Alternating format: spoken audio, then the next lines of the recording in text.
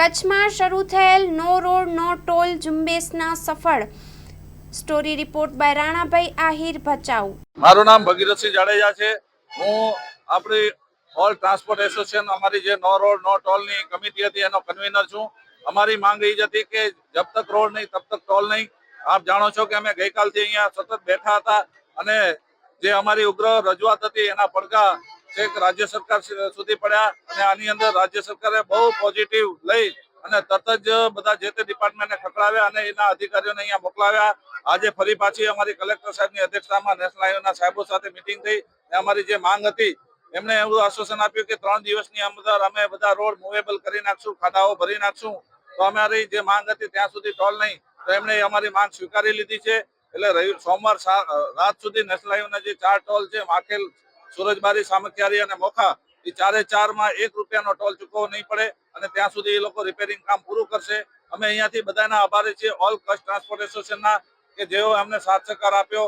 મીડિયાના, ટેક્સી એસોસિએશનના, નામી અનામી ઘણા બધાના, પ્રશાસનના, કલેક્ટર શ્રી ભુજના, અમે એસપી શ્રી પૂર્વ કચ્છ અને પોલીસ ડિપાર્ટમેન્ટના પણ આભારી છીએ કે અમને આટલો સપોર્ટ આપ્યો। એટલે અમે બહુ દિલથી કે આજે કચ્છનો ટોટલ ટ્રાન્સપોર્ટ એસોસિએશન એક નેજા હેઠળ ભેગો થઈ અને પોતાની જે માંગ હતી એ પૂરી કરી શક્યા છીએ।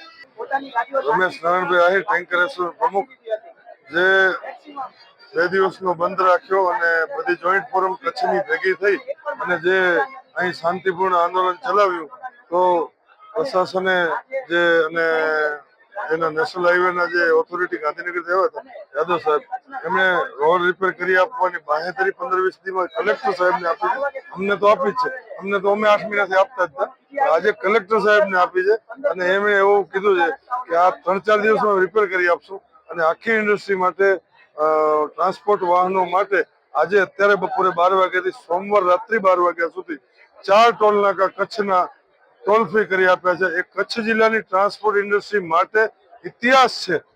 આજ દિવસ સુધી સાહેબ કોઈ પણ ઓથોરિટી કે કોઈ પણ સંસ્થા ટોલ બંધ કરી શકી નથી। આ જોઈન્ટ ફોરમે આજે કચ્છ જિલ્લાની જનતાનું પાણી અને કચ્છ જિલ્લાનું પાણી બતાવી આપ્યું કે સોમવાર રાત્રિના 12 વાગ્યા સુધીનો આ એકે ભ્રષ્ટાચાર રૂપી ટોલ ચાલુ નહીં રહે અને બધા નાના મોટા વાહન ચાલકો ટોલ ફ્રી ચાલશે।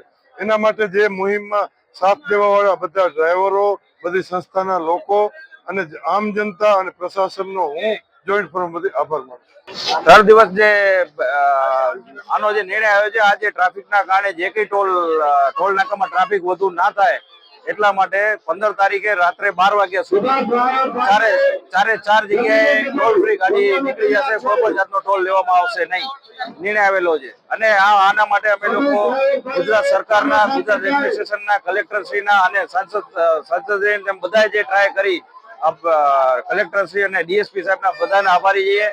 અને ટ્રાન્સપોર્ટના ભાઈઓએ જે શાંતિ જાળવીને જે એક માંગણી કરી એમને યોગ્ય લાગી છે અને યોગ્ય સ્વીકાર થયો છે।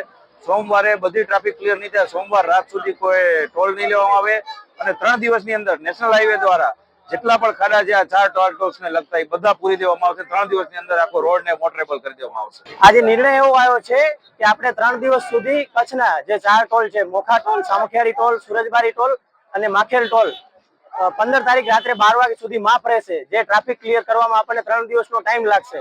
અને મહત્વનું એ છે કે જે ગાંધીધામ ચેમ્બર આપણી માતૃ સંસ્થા છે તેમનો ખૂબ ખૂબ આભાર, કલેક્ટર સાહેબનો આભાર, એસપી સાહેબનો આભાર અને આપણી ગુજરાત સરકારનો ખૂબ ખૂબ આભાર કે એને બધાને ખ્યાલ હતી કે આપણી માંગ જે છે એ કમ્પ્લીટ માંગ છે, કે આમાં કોઈ ખરાબ વસ્તુ નથી।